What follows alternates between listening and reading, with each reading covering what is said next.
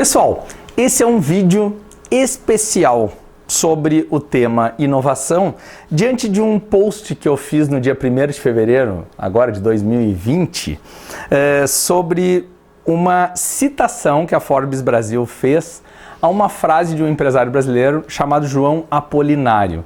E ele largou assim: inovar é questionar tudo aquilo que já existe. E eu li aquela frase e fiquei pensando assim, pô, dá muita discussão essa frase. Eu acho que ela é boa para ver se as pessoas estão alinhadas, estão realmente preparadas para um processo de inovação, tá? Quem estuda muito isso, até é um bom momento para saber se já ouviu falar do que eu vou citar aqui. Então vamos lá. Primeiro ponto é a seguinte. Eu apresento 4 papéis aqui, certo? Por isso que esse vídeo se chama Papéis Essenciais, mas não são, o primeiro não é o essencial. O primeiro eu falo o seguinte: pois é, questionar tudo sobre o que já existe. Eu digo, aquele que questiona tudo aquilo que já existe e não propõe nada de novo, desconsiderando todo o aprendizado anterior e as pessoas que trouxeram o negócio até seu estado atual, é chamado de chato. Eu vou chamar aqui mesmo de um cara, é um chato. Ele não ajuda em nada, só critica tudo. E para mim não deve existir nas organizações. É assim que eu comecei com um post. Tem ainda uma variação desse cara que vai além do chato, é aquele que critica tudo, mas porque ele quer destruir mesmo, ele quer manter o seu poder. Esse eu não sei como é que vocês vão chamar, e aí fica o meu pedido. Coloquem aqui em comentários, ou no YouTube, ou no LinkedIn, onde eu tiver compartilhado esse vídeo, que nome vocês dão a esses boicotadores, a esses caras que realmente sabotadores. Que papel é esse que eles desempenham, que é criticar tudo, não construir nada, não propor nada de novo, mas realmente é para destruir ou para manter o seu poder. Vamos lá, a gente não quer saber desses caras. Vamos aos 3 papéis. Vamos aos 3 papéis que eu queria trazer aqui e fazer 2 referências para vocês de 2 literaturas. O primeiro papel que eu coloco é o seguinte: aquele que questiona tudo aquilo que já existe e também o que está sendo proposto de novo, com o objetivo de proteger os interesses das partes interessadas e o retorno sobre o investimento na mudança. Ele é chamado, ao meu entender, de crítico, certo? E deve existir nas organizações. Tem uma abordagem chamada Management 3.0 que usa uma abordagem quase idêntica à que eu vou trazer aqui para vocês, e ele chama esse papel de cético. Agora eu vou ser crítico em relação a esse conceito de ceticismo, porque a gente precisa de ceticismo, mas ser cético é não acreditar nas coisas. O que eu estou propondo aqui, o que a gente usa muito, é o chapéu de crítico, de realmente assim, precisa ser mudado isso. O que a gente ganha mudando isso? Qual é o problema que realmente a gente está querendo resolver? Aqui eu vou dar uma dica bem básica, tá? Uma das grandes essências que a gente tem trabalhado hoje em motores de aceleração de negócios, nos processos de consultoria que a gente presta, é o de portfólio de projetos, e a gente usa um pensamento enxuto, lean, no portfólio, muito mais que no fluxo de valor, na gestão do portfólio, porque a gente enxerga nas grandes organizações que a grande maioria dos projetos, das iniciativas, ou tem um monte de desperdício porque elas são grandes demais, ou as próprias iniciativas não agregam valor nenhum. Então é extremamente interessante e deve existir nas organizações esse papel de crítico, ok? Vamos adiante. O segundo papel, eu falo assim: aquele que questiona tudo aquilo que já existe e também o que está sendo proposto, mas agora com o objetivo de viabilizar a mudança e a conquista do estado futuro desejado. Ou seja, eu não estou criticando e não estou questionando a fundo o que existe e também o que estão propondo de melhoria, somente porque eu quero saber se vai dar certo ou não, que nem é o crítico.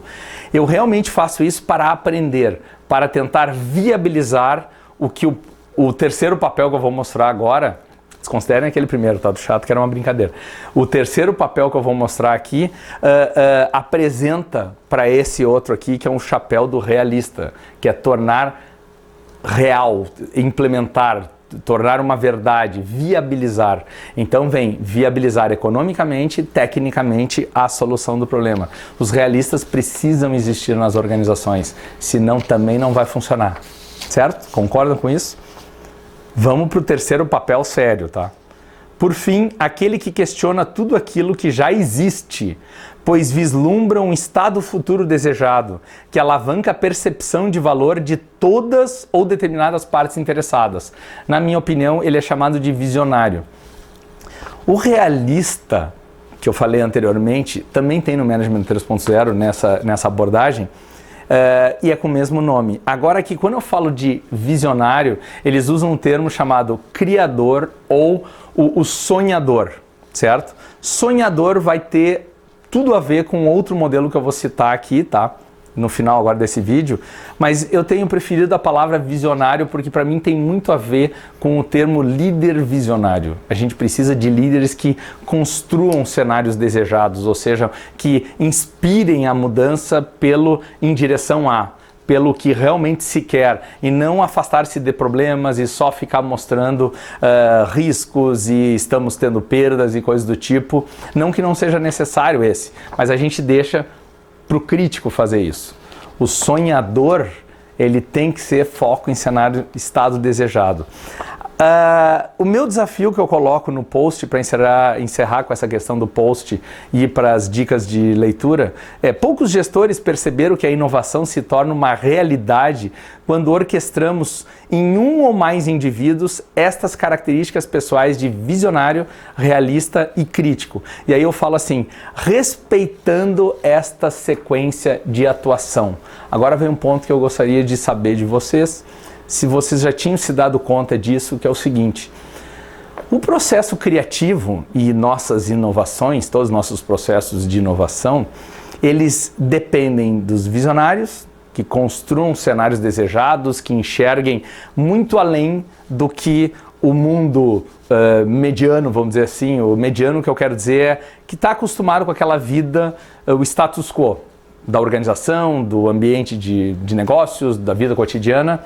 Então ele precisa enxergar muito mais, ele precisa dar um voo alto para ter uma visão holística do todo e enxergar assim, puxa, isso aqui pode ser inovado, a gente pode mudar o nosso ambiente de negócios, a gente poderia ofertar um outro produto, ou seja, fazer perguntas totalmente que possam não ter nexo nenhum para a organização na hora. E aí vem o primeiro ponto. Esse livro, A Estratégia da Genialidade, do Robert Dilts, ele é do final dos anos 90. Então, só para vocês terem uma ideia, a edição em português foi publicada em 98, tá, no Brasil.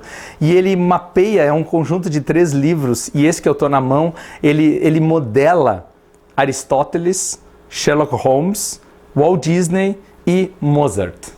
O capítulo do Walt Disney, A Estratégia da Genialidade, que é o volume 1, ele modela o processo, o ciclo criativo, o processo criativo do Walt Disney. Porque ele observou que o Walt Disney tinha esses 3 perfis nele. E era muito interessante que ele seguia essa sequência para realmente concretizar as suas ideias, as suas iniciativas, os seus empreendimentos. Ele primeiro era sonhador e ficava uma fera quando um crítico aparecia durante o processo de sonho e dizia: eu acho que não vai dar certo isso. Saia da sala, você não é bem-vindo aqui, nesse momento de criação no aspecto de concepção, de ideação, como se fala muito também. Estamos tendo ideias, tá? Então, os críticos aqui não são bem-vindos. Prestem atenção que alguns profissionais são treinados, foram criados para serem críticos por natureza. Contadores, advogados, não é isso? Auditores. Então, são profissionais extremamente críticos. Um profissional também que é bem crítico é jornalista. Ele foi criado para ser crítico.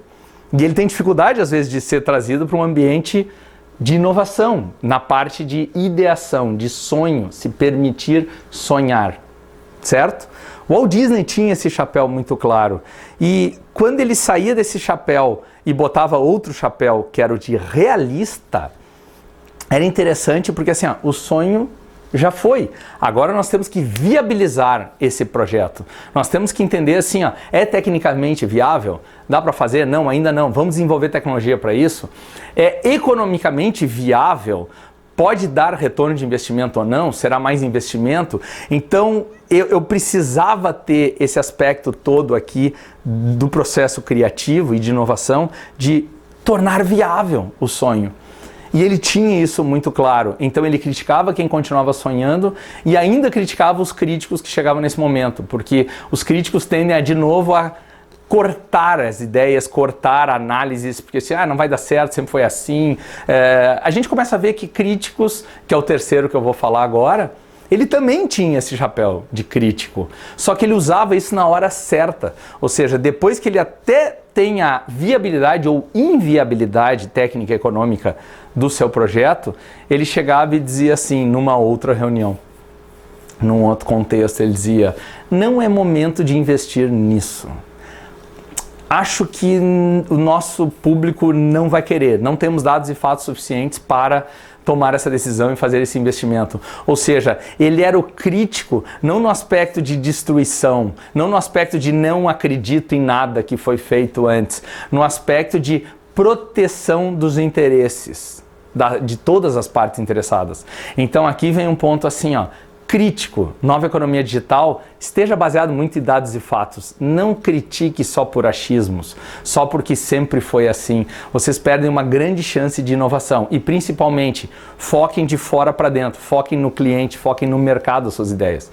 E não somente, eu acordei com uma ideia legal, tudo, não, mas acho que não é boa. Ou o seu colaborador, um líder da sua equipe veio com uma ideia, você já critica sem realmente entender e pedir para rodar essa sequência.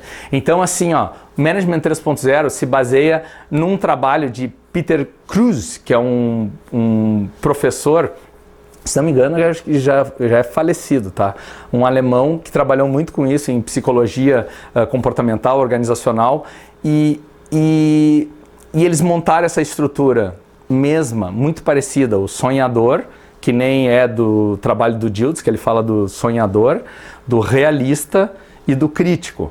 Só que o que ele chama aqui? O crítico de cético, eu trocaria isso. E o sonhador a gente propõe aqui visionário. Mas estamos falando da mesma coisa, os três elementos. A única coisa no Management 3.0 é que fica um diagrama de todos eles são necessários, existe uma interdependência entre todos esses papéis, que podem ser indivíduos, eles representam como indivíduos diferentes.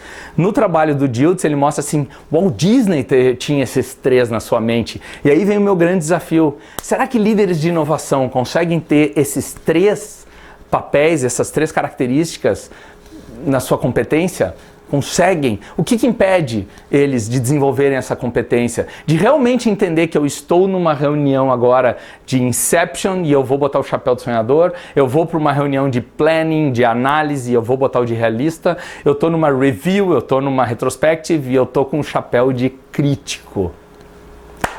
Fica a dica desse livro, o material do Management 3.0 também fala sobre isso, e essa citação da Forbes, agradeço a Forbes Brasil por ter despertado aqui uma discussão interessante em cima dessa frase do João Apolinário, que eu também agradeço para poder fazer esse vídeo aqui para vocês, tá? Um grande abraço e deixem os comentários aqui conosco. Até mais!